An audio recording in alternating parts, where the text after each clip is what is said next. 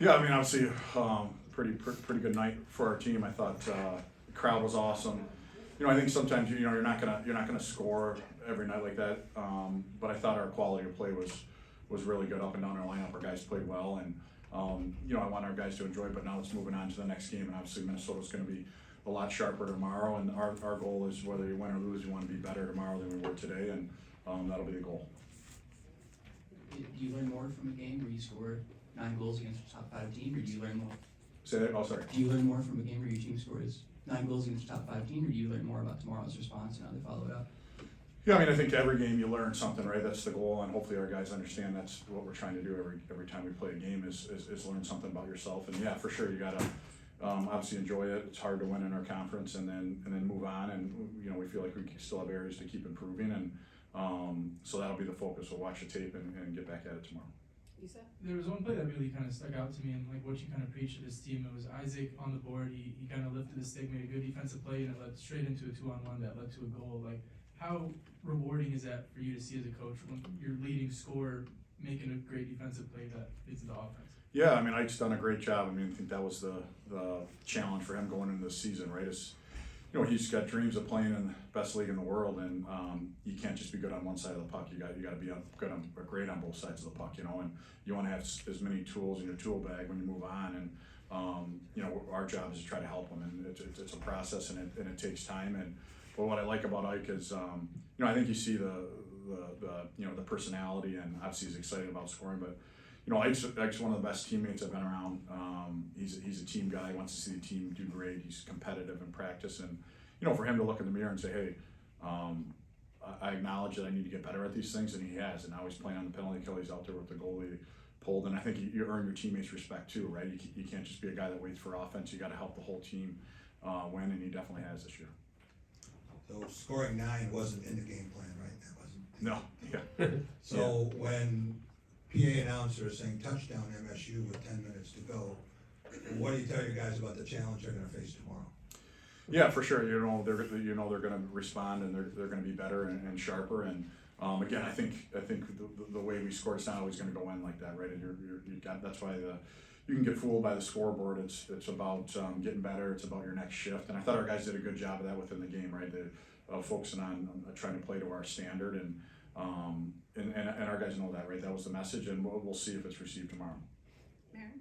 Coach Tanner had that first goal of the game. Tommy had a game as well. I wanted to talk to you about their line with Tiernan, because they've been reunited, and even if they don't always show up on the score sheet, they are just always someone you notice on the ice, always just pestering opponents defensively, offensively. So I just kind of want to hear your thoughts on how those three play together. Huge piece of our team, right? And I respect those guys because their energy doesn't wane if it's if we go on a long stretch on the power play, like TK plays on it, but the other two don't. And they're ready to do whatever it takes when their number's called, right? And I think they're their ability to impact the game even when they're not on the score sheet. Tommy's speed and competitiveness is really unique, and Shouds is just a cerebral 200-foot player, and TK's kind of a combination of the both. And they've been really good for us, and we need them to be, right? We like to think that we have a deep team, and that line's a huge part of that. Coach, you had some really scrappy goals, maybe some off of deflections and things right in front of the net where your guys were kind of just keeping their eyes on the puck and able to shoot it back in off of a deflection, or rattled around a little bit. What does that tell you about your guys, that they're not giving up in that situation? Yeah, I mean, I think you want to score, right? Especially playing a good team, you got to get to the hard areas. Again, it doesn't mean the puck's going to go in, but you want to repeatedly. That's our goal, right? We want to play repeatable, winning hockey, and so we think we got a competitive bunch up front, and our D's job is to get it down into that area. And sometimes you're going to get a whack at it, sometimes you're not. But if you do it over and over, more times than not, you're going to get a look and force the goalie to make a second or third save. And so we pride ourselves on being a blue collar team and blue collar offense and not playing on the outside. And I thought we did a pretty good job of that tonight. Connor? Did you hear the Kobe Baker chance for Isaac Howard? And if so, what do you think is the case? I didn't hear that, but I mean, yeah, I'd be hard pressed to find someone more qualified. I think you look at the season he's had, and how our team has played. And I think Ike's done a ton of it 5-on-5, which is really hard. We're not a team that goes to the power play a ton, so To be able to produce 5-on-5 is very hard, and the fact that he's doing things away from the puck, and he's earned time on the penalty kill and with our goalie out, he's had a huge impact on our team. And without Ike, I think there's a huge void there, right? So you look at the season we've had, we still got a lot of hockey, but he's a huge piece of it and definitely should be in the conversation. Obviously, you talk about your defenseman like being able to get on the board, being able to score, but can you just talk about David Gucciardi for a second? He's been here for all of his collegiate career, just being able to have that 2-goal night and just what he's done for this team. Yeah, no doubt. I mean, I think Gooch he's got a gift to skate, right? And I think that he, in our 2.5 years here, learning what it means to be a real defenseman, and I think that obviously got a rocket for a shot. He definitely could play on a power play, but what he's done for us is use his skating to defend, move the puck to our forwards. I thought our first year, maybe the last half of the season, he was about as good a real defenseman in our conference, just ending plays and getting our team moving and doing a really good job in tight gaps. And I think this last maybe 14, 15 games, he's playing like that again, and we need him to, right? He's a senior, and but yeah, a ton of respect for Gucci. Obviously had a great night. Obviously 9 goals is a lot of fun, but what'd you like from the way you guys were able to kind of slow down and maybe frustrate Minnesota offensively, especially kind of the start of that third period?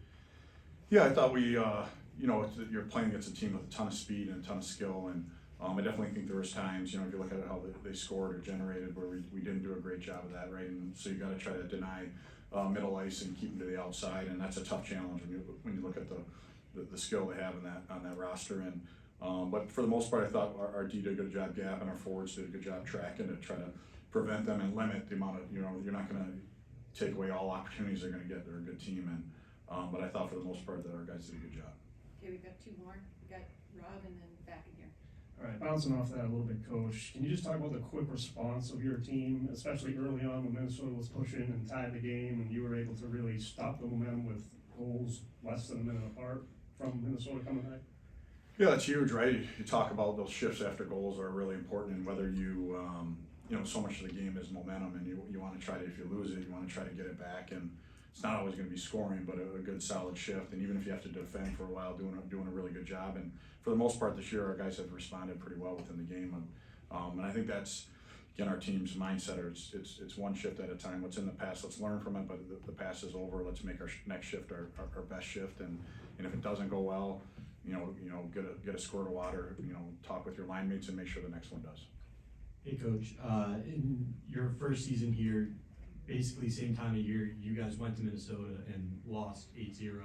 I'm wondering, in the past 2 years, what has truly been the turning point to be in these games competitively and pretty much dominating against the other top teams in the conference?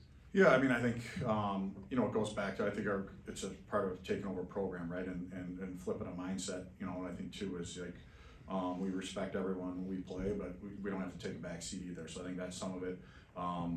Recruiting is really important, right, getting guys that can play at that pace, and that's not to discredit the guys we had before, they did a heck of a job, but I think a combination of that, believing that, hey, we do things the right way, we can be a pretty good hockey team, and not come to the rink and be scared to play, like be excited about the opportunity to play. And I think we've kind of flipped that where we're excited to go out and play. And but yeah, I mean that's when you talk about Minnesota, one of the top programs in the country year in and year out, and that can happen too, right? You can end up on the wrong side of it pretty quick, and it's about moving on to the next game. All right, the last one for Jim. Thank you, I appreciate it. I want to ask you about face-offs tonight.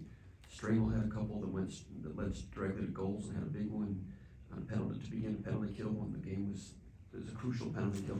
How much did the face-off advantage have with what happened tonight? Would you agree? No, I think it helped you, right? You want to try to start with the puck, and if you don't, especially special teams, right? Power play, if you don't win the draw, you probably kill them 30 seconds off because you got to go back, and then you got to come and try to enter again. You might not enter, and then same thing on the penalty kill, right? You lose the draw, and all of a sudden you're giving that much talent on the ice an opportunity. So I thought Charlie was dominant at the dot. I think he was 21-4. I mean, that's a pretty good night. So. He's a big, strong guy. I think he's evolved this year and gotten better at it. I think early in the year he was pretty cutesy at the dot, and he's been blessed with some power and some strength and quickness, and making sure he uses that every draw. All right, thanks, guys. Good, thanks. Thank you. Thanks, Coach.